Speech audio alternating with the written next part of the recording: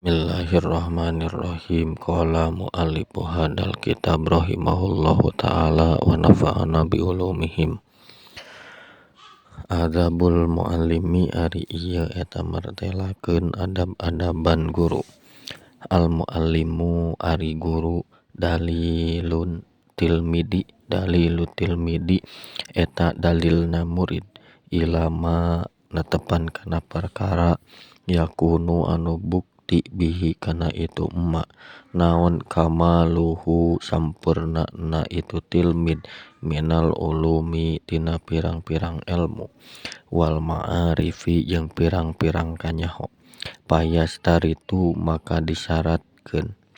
naon ayyakuna yen kabuktian itu muallim min dawil ausopil mahmudati eta tetep tina anu ngabogaan pirang-pirang sifat anu terpuji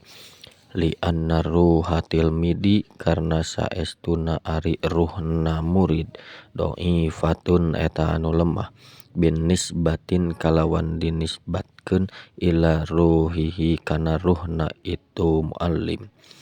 Faidat tasopa maka di mana-mana kasifatan saha al muallimu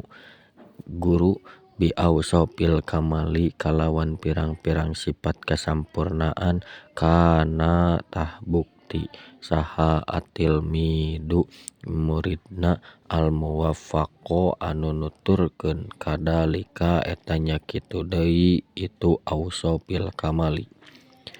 Paidan maka di mana henteu labuda misti naon ayakuna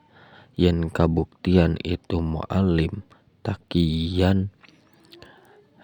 eta anu taqwa mutawadian tur anu tawado layyinil janibi tur anu lemah lembut litamila karna supaya condong naon al-qulubu pirang-pirang hate na itu tilmid ilaihi ka itu muallim payastapidu maka ngalapaedah itu tilmid minhum ti itu muallim wa ayyakuna jeung yen kabuktian itu muallim haliman eta anu hilim wafuron jeung tenang liyuk tada karna supaya turut itu tilmid bihi ka itu muallim wa yakuna jeung yen kabuktian itu muallim darohmatin eta anu ngabogaan kasih sayang litalamidi ka pirang-pirang muridna safiqon tur anu nyaahan alaihim ka itu tilmid lita duma karna supaya gede naon rogbatuhum resepna itu tilmid bima dina perkara yulki anu nepikeun itu muallim hi kana itu emak ilaihim ka itu tilmid